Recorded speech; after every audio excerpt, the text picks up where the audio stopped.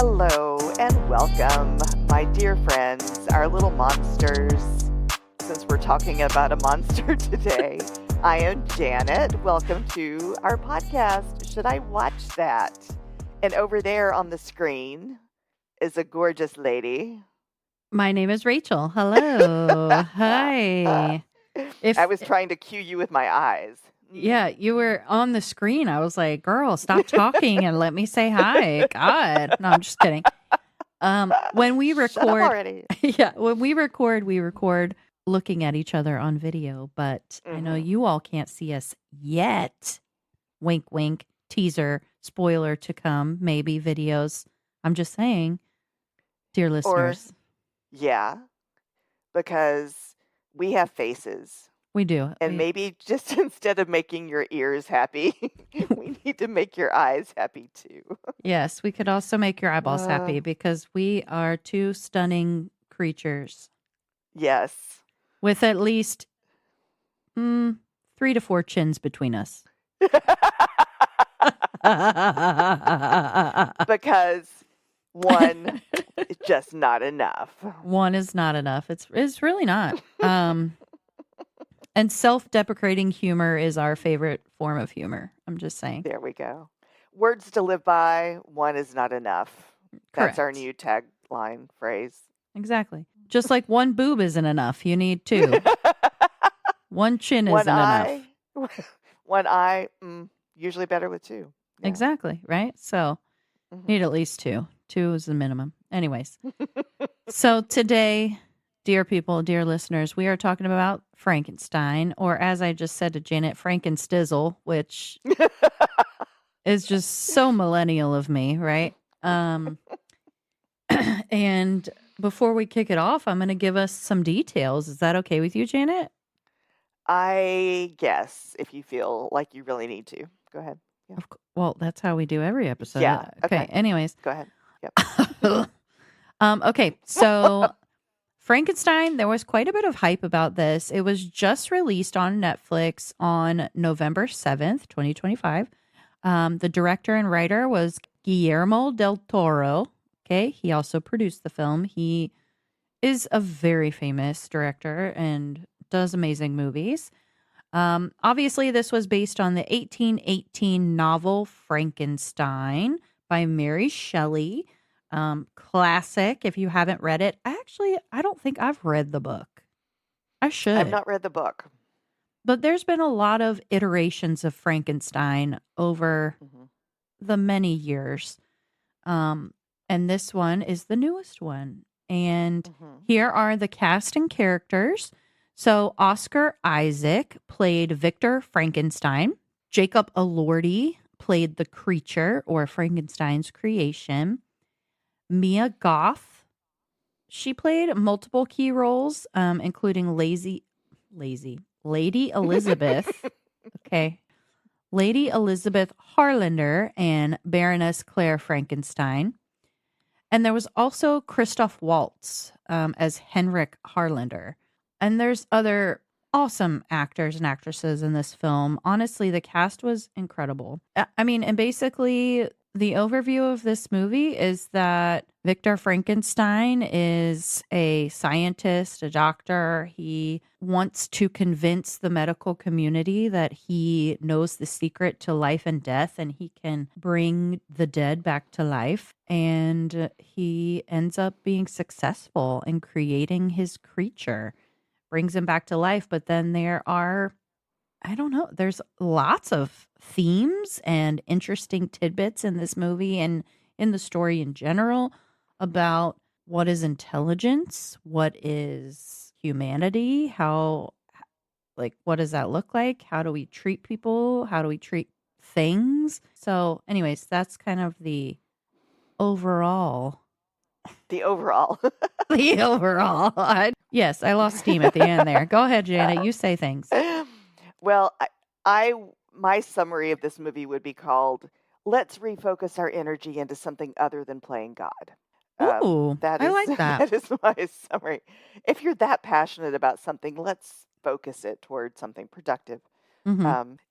And just quickly about the characters, my favorite Oscar Isaac thing, I guess, would probably be Ex Machina. He did Oh, a few years ago. It was such a good movie. that was a good Um, movie.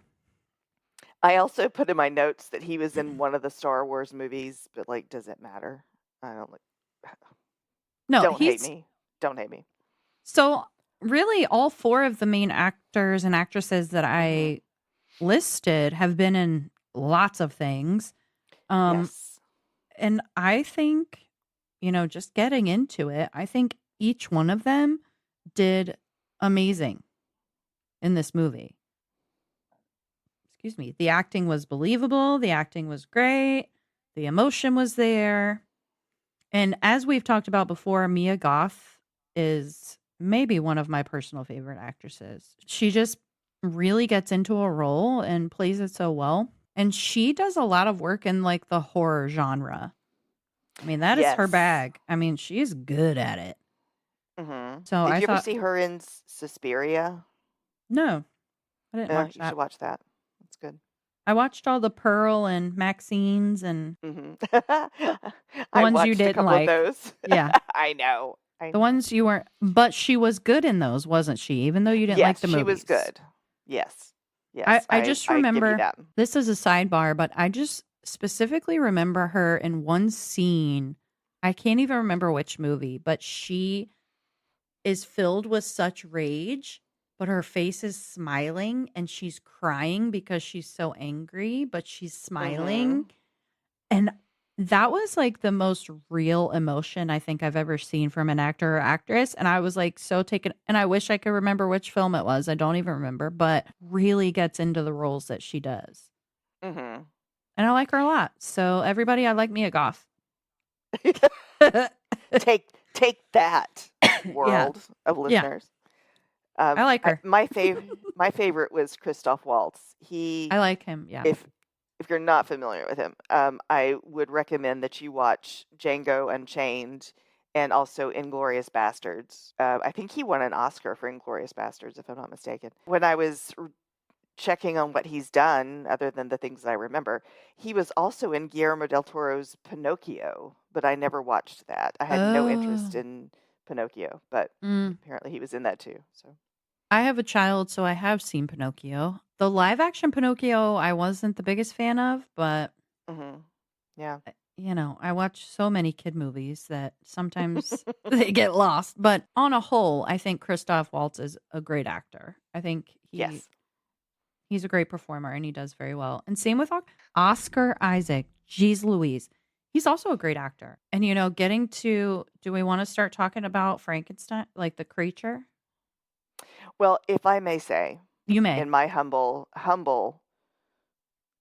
medical opinion, Oscar Isaac overacted the shit out of his character in this movie. Like the whole time he was doing anything, I was like, "Dear God, like take a pill, take a breath, like oh, just sit down for a minute, maybe breathe."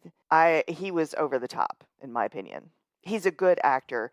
In this role, he was over the top and rather irritating. And Oh, okay. again, yeah, but opinion-based podcast is what we are. So, Correct. And I took that as more like his character's passion. mhm, Like you said, playing God, right? yeah. He was so engrossed in this creation. He kind of reminds me, no, not really. Never mind. That didn't make sense. I was gonna say Andrew Tate, only because Andrew Tate is like the misogynist POS who's got the podcast, and like the only reason Andrew Tate thinks so highly of himself, Mhm, and I feel like that's what this character Victor Frankenstein is. Like he can do no yeah, wrong. He's the smartest person in the room and in the world and in the what, and he's doing these mhm, things. That's where my brain went, and then I was like, wait, that doesn't really make sense on a whole. But anyways. yeah, I get it. I get it. Yeah. So, yeah, so let's talk about the Jacob. creature. It's tall. Holy crap. He's like 6'5". He is. So I was looking up heights. because, because historically actors and actresses are pretty short. Mhm. I mean, especially actors. Tom Cruise. They're generally pretty short guys. Jacob Elordi is 6'5". Okay, so next to these shorter kings, he looked like a giant, right? And I think that Yes. was the goal. And Janet and I both exchanged notes, and we both discovered that he would spend 10, 11, 12 hours in makeup before even starting to film, when he was doing kind of the full body Mm-hmm. scenes. Um, and I actually, so Janet, did you also watch the like making of like 30 or 40-minute thing that they did? Okay. Mm-mm. No. Should I? I mean, I thought it was pretty interesting. They just Okay. obviously talked about all of the things that went into making the movie, and they talked a lot about what went into like making the costumes Mm-hmm. and making the sets, and like how much time and energy they put into like creating the color palettes and this and that. I was like, dang. And then once they explained it, I was like, oh, okay, yes, I see it. But when you're watching the movie, as a regular everyday person, okay, Mm-hmm. I don't think about those nuances of films. I just think this film is good. I like it, Mm-hmm. right? And of course, like the folks that went to film school are like, the color blue in this scene meant that, blah, blah, blah, Right. But so watching that like short about how they made it was actually very interesting because I mean, so much does go on behind the scenes that you're not thinking Mm-hmm. about, and in the planning of it. Um, and Guillermo talks about how he's been a fan of the book Frankenstein for like his whole life, and how Mm. he's like always wanted to make an adaptation into a film, and how that kind of came about. So it's very interesting. Interesting. I I am glad you mentioned the color because that is one thing that I did that just jumped out at me was the Elizabeth's character, her dresses and her head dress. The colors were just like beyond vibrant. I think Hmm. I even mentioned to Ryan when we were watching it, like the one dress that she's wearing is the perfect blue. It's like this Hmm. peacock blue that it is just amazing. And then she had one dress that was a little bit of a lime green, but then toward a Kelly green somewhere, like a almost iridescent. Just her clothes really just They were beautiful. beautiful. The colors were just so vibrant, Yeah. and And especially against kind of the darkness because it's I don't know, like people are throwing poop out in the streets and there's mud everywhere and it's dirty and it's dark and it's yeah. whatever, and then you just see this pop of color. Or there's one scene when it's raining and everybody has a black umbrella, but she has a red one. And Yeah. like, why does she have a red umbrella? I'm like, "Arr." Like, did she go buy the red umbrella? Anyway, just yeah, I was very impressed with the color. Yeah. And I can tell you Yeah. more about the color if you want. Oh, bring it, Okay. please. So if you noticed, they represented Victor. He was very associated with the color red, and that was also linked to his mother. Remember, she was Hmm. wearing like flowing red and like always in red. So that was the link with them. And then Elizabeth, so they fashioned her wardrobe because she was so interested in nature and plants and all of this.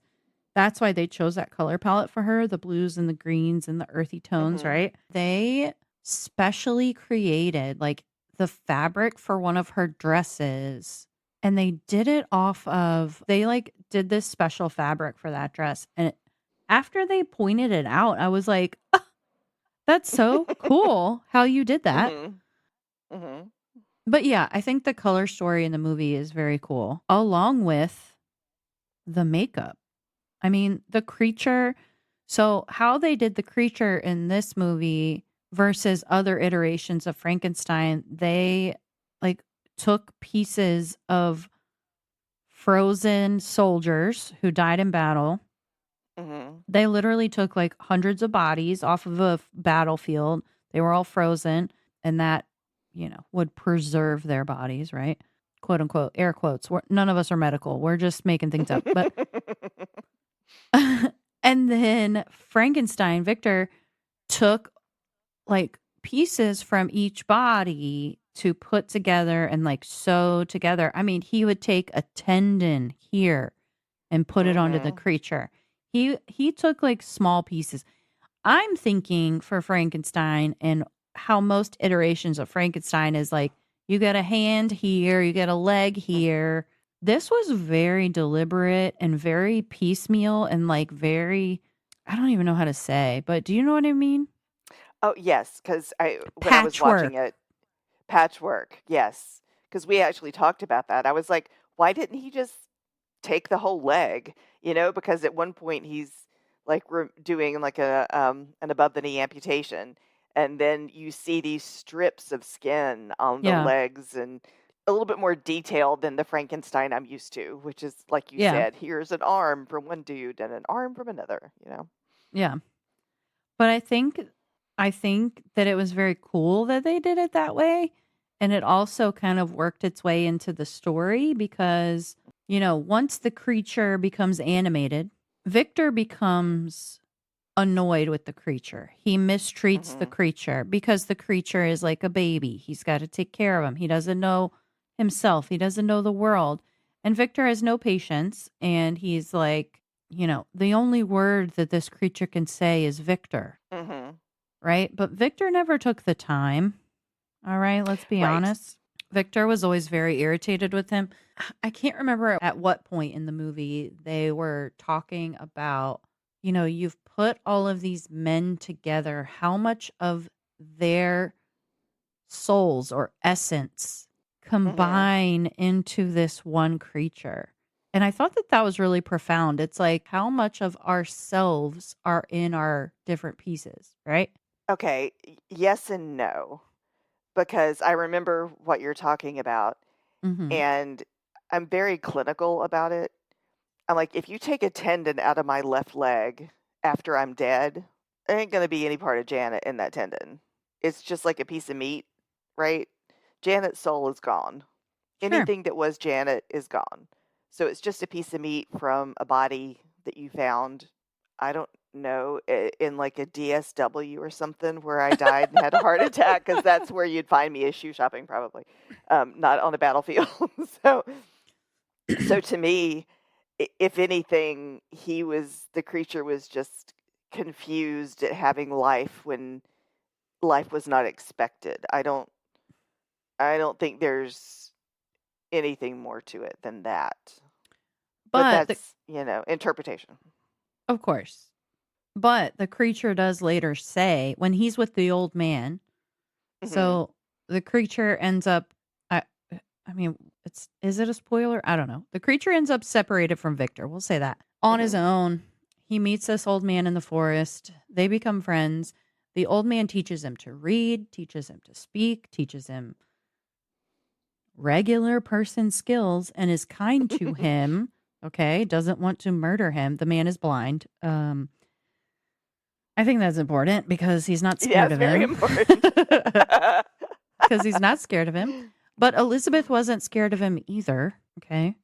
Let's just Yeah. put that out there.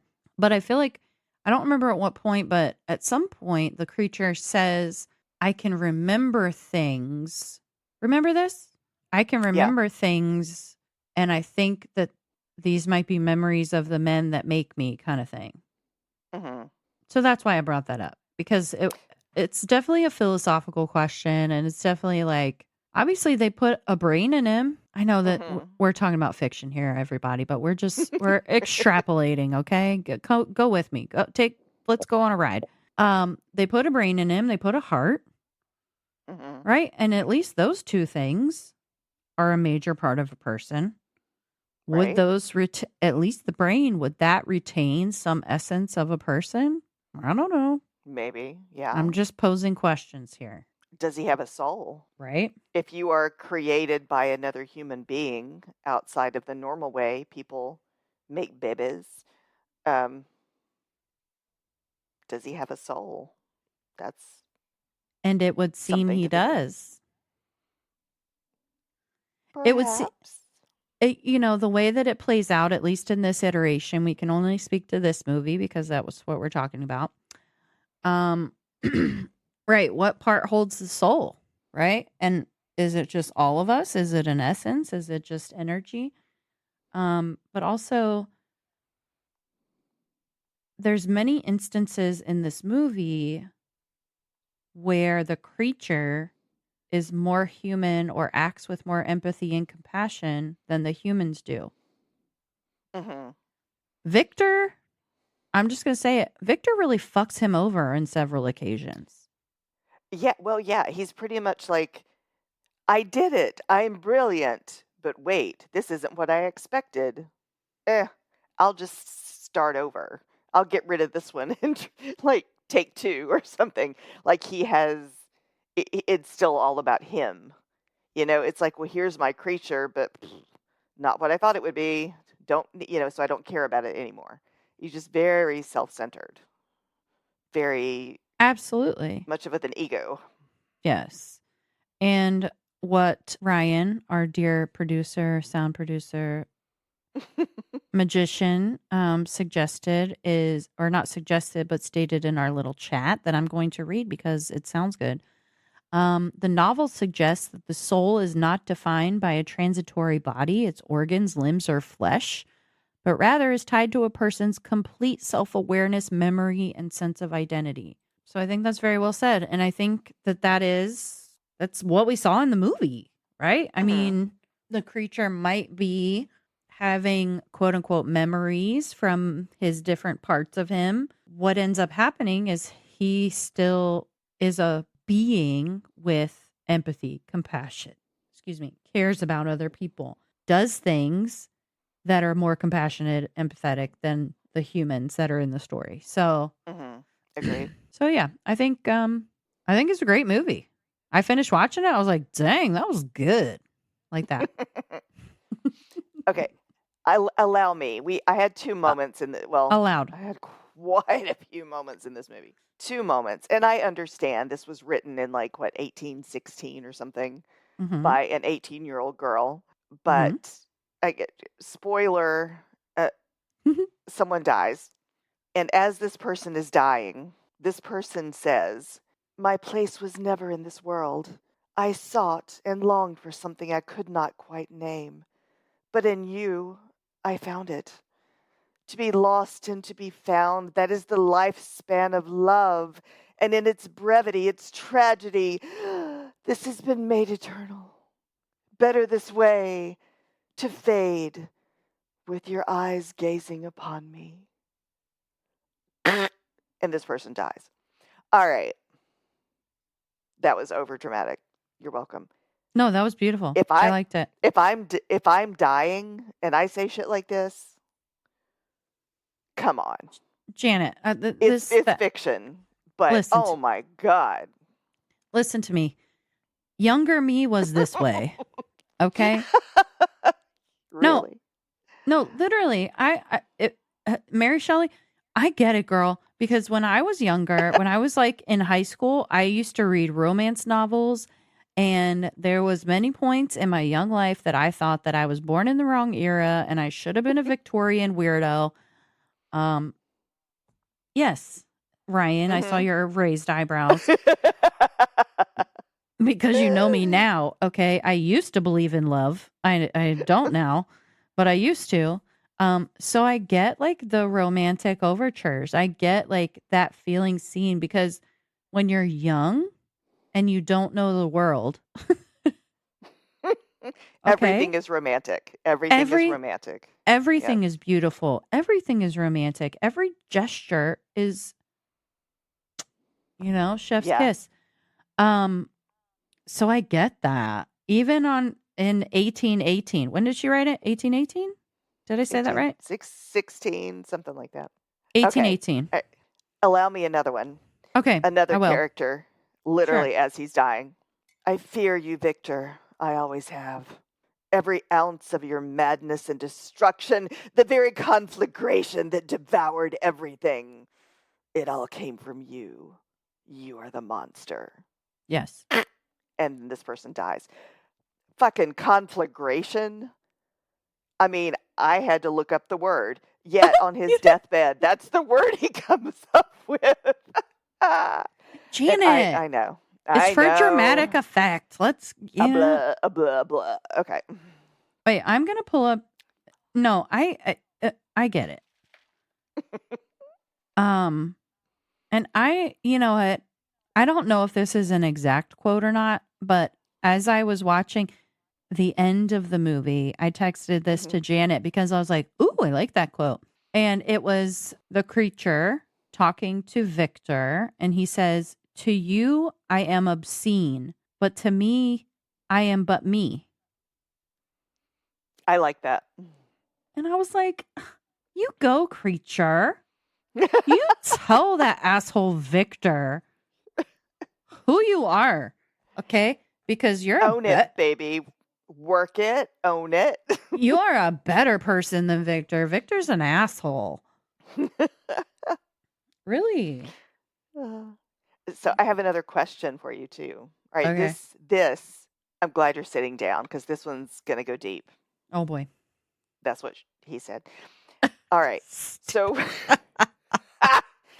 oh my god. While the monster and Victor are telling the creature. So when they're on the ship and Victor's on the bed and the creature shows up and they spend fucking 2.5 hours telling their story. Yes. What were all the other crewmates doing? Are they standing outside in the freezing cold? Are they dying of frostbite? No. Were they digging in the ice trying to save the ship? Were they having a beer? Were they playing cards? That's a long freaking time to be out there in sub-zero temperatures while everybody else is inside telling a story.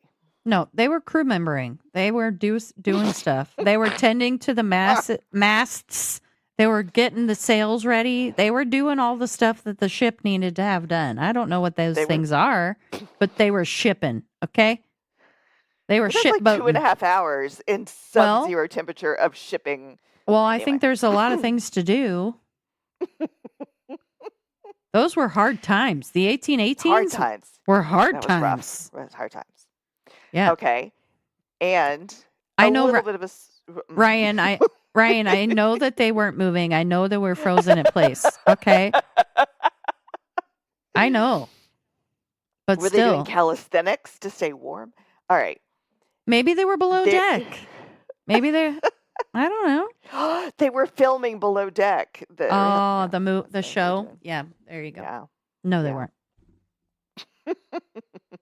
Okay, go ahead, Janet. What were you going to say?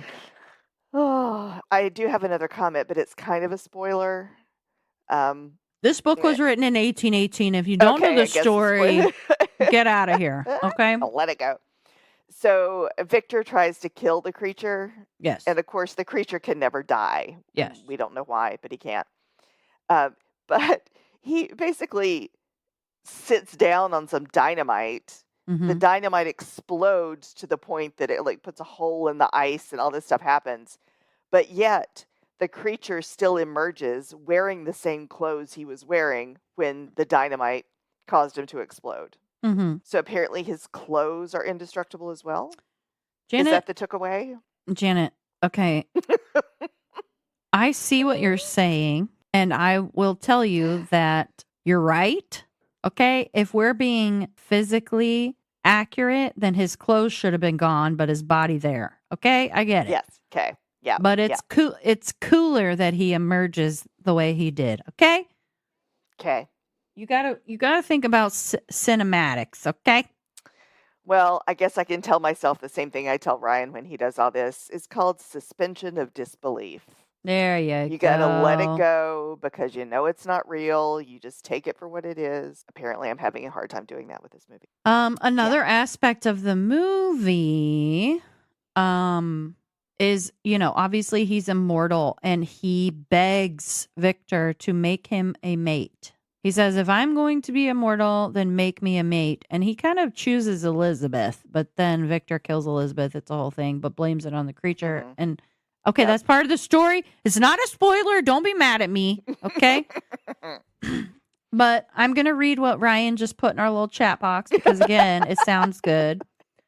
And I can't find my glasses. So if I'm slow to read this, no one yell at me. But the creature cannot die because he was created to be immortal, a fundamental aspect of his being that is a source of both his strength and his eternal loneliness. He is able to heal himself at an accelerated rate from most injuries, but he cannot regenerate missing parts and is vulnerable to fire. At the end of the film, after forgiving Victor, the creature accepts his immortality and leaves to live his life without his creator. So wouldn't dynamite kind of be along the lines of fire, like with an explosion and things like that? You would think. Let it go. Yeah, let it go, girl. Let it go. Let it go. Listen, it was a cool movie. It was a good Was it? movie. Was it? You know what, Janet? I'm going to fight you on this one.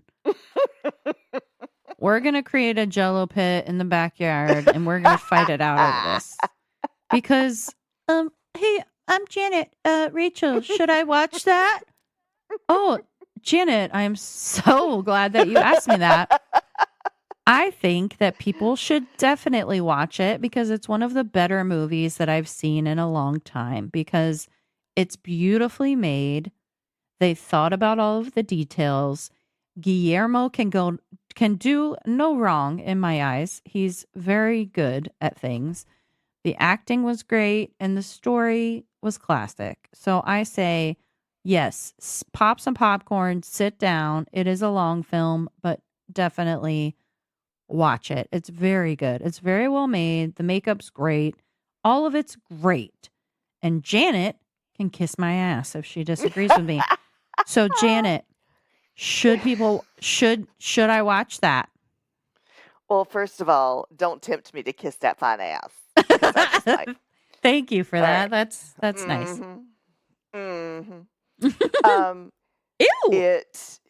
Ew. Okay.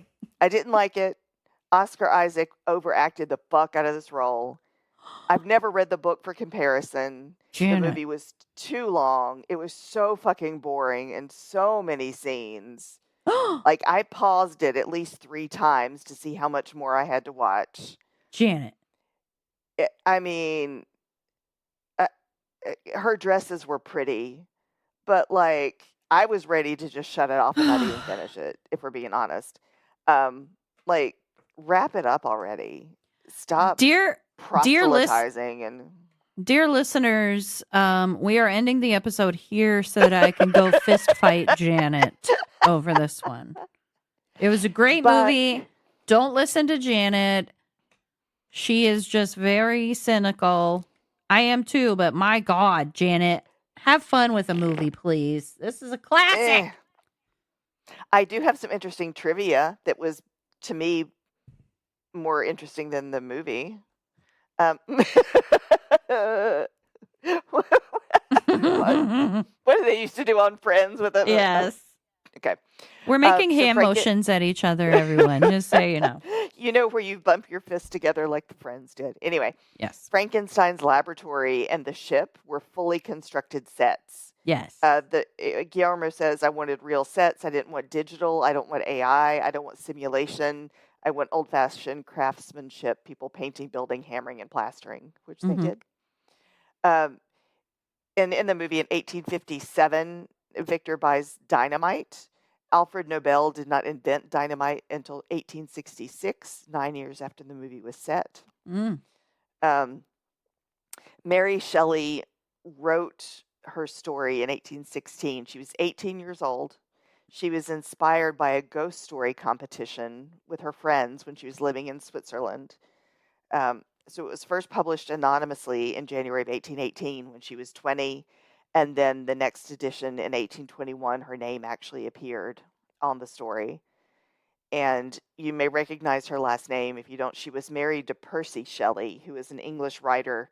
He was considered one of the most famous English romantic poets.